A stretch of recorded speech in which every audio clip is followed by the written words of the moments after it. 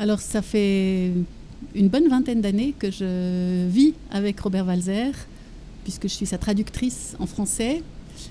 Je l'ai découvert grâce aux éditions Zoé et par les traductions notamment de Gilbert Musy dans les années 90.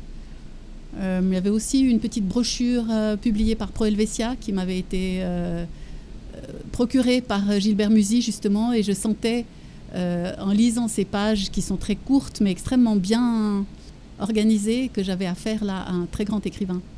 Et au moment où Gilbert Musy est malheureusement décédé précocement, les éditions Zoé qui avaient prévu un grand projet de traduction de Walser se sont tournés vers moi pour me demander si je prendrais le relais, ce qui était un grand honneur et un défi aussi.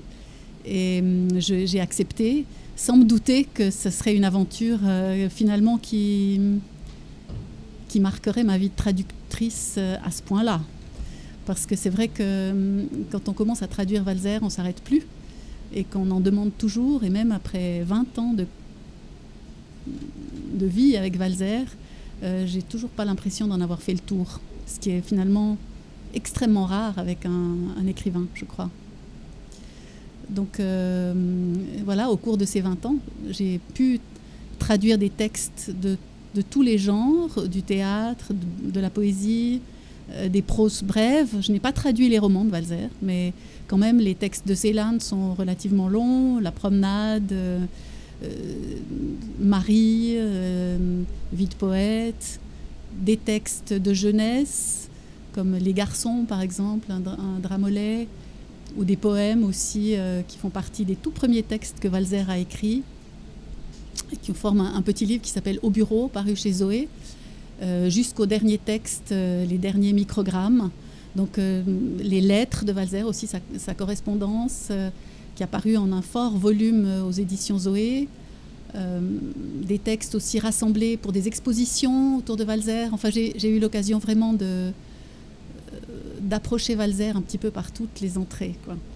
Alors de me retrouver ici dans cette sculpture si ouverte, qui est toute en fenêtre, toute en ouverture, tout en fragilité aussi, ça me procure une grande émotion aussi de savoir que cette sculpture est ici, à Bienne, la ville dans laquelle Walser a passé sa jeunesse, mais aussi des années d'assez grande solitude, de bonheur, aussi pendant des années difficiles qui sont les années de la guerre.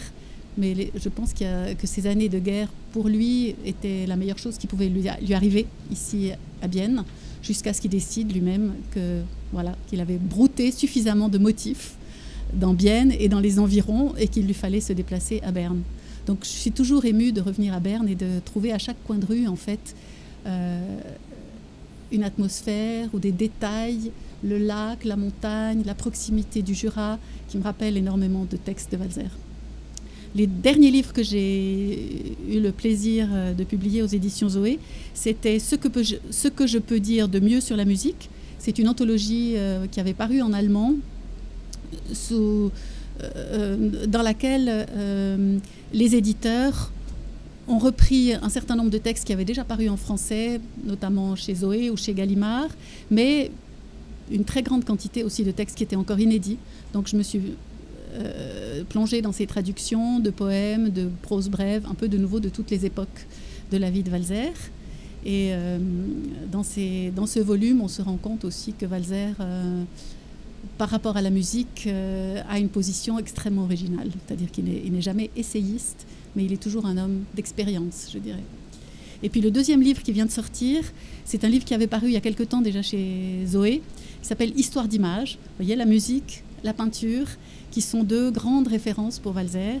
Et ici encore, un assez petit livre, mais qui est vraiment magnifique, je trouve, parce qu'il rassemble des textes de nouveaux poèmes, petites proses, textes plus anciens, mais surtout des textes de la dernière période de la vie de Walser, qui marquent son rapport extraordinairement précis et amoureux de l'art visuel, en fait.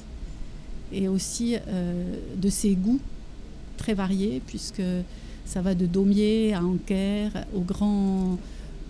à des grandes œuvres comme Fragonard ou comme Bruegel. Enfin, c'est assez étonnant de voir aussi l'ampleur de sa connaissance et de sa sensibilité de spectateur de l'art. Voilà.